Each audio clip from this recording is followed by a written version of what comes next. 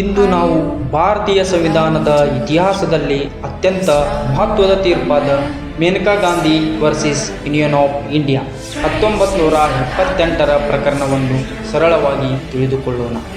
ಈ ಒಂದು ತೀರ್ಪು ಭಾರತೀಯ ನಾಗರಿಕರ ವೈಯಕ್ತಿಕ ಸ್ವತಂತ್ರ, ನ್ಯಾಯಸಮ್ಮತ ವಿಧಾನ ಮತ್ತು ಆರ್ಟಿಕಲ್ 21ರ ಅರ್ಥವನ್ನು ಸಂಪೂರ್ಣವಾಗಿ ಬದಲಿಸಿದ ತೀರ್ಪಾಗಿದೆ. ಪ್ರಕರಣದ ಹಿನ್ನೆಲೆ.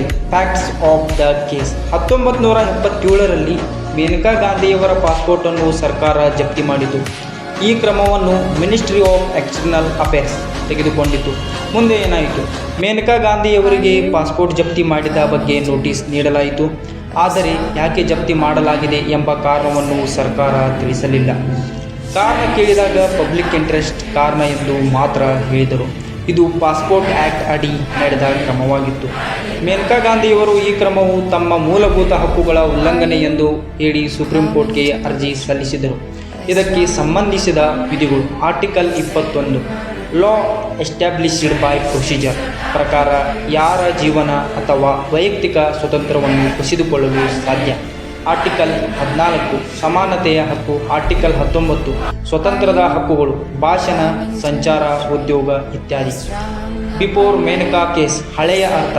ಹಿಂದೆ AK. Gopalan versus state of Madras ಪ್ರಕರಣದಲ್ಲಿ ಸುಪ್ರೀಂ ಕೋರ್ಟ್ ಆರ್ಟಿಕಲ್ 21ನ್ನು ಸೀಮಿತವಾಗಿ ಅರ್ಥೈಸಿತು. ಅಂದರೆ ಸರ್ಕಾರ ಕಾನೂನು ಮಾಡಿದರೆ ಸಾಕು, ಆ ಕಾನೂನು ನ್ಯಾಯಸಮ್ಮತವೇ ಅಥವಾ ಇಲ್ಲವೇ ಎಂಬುದನ್ನು ಪರೀಕ್ಷಿಸುವ ಅವಶ್ಯಕತೆ ಇಲ್ಲ.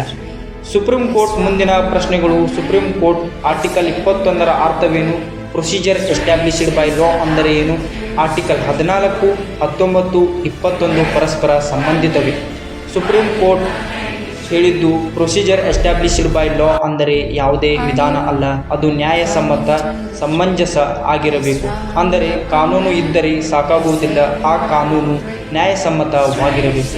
Article 14, 19, 21 golden triangle. ಈ ಪ್ರಕರಣದಲ್ಲಿ ಕೋರ್ಟ್ ಹೇಳಿದ್ದು ಈ 3 ವಿಧಿಗಳು ಪರಸ್ಪರ ಸಂಬಂಧಿತ.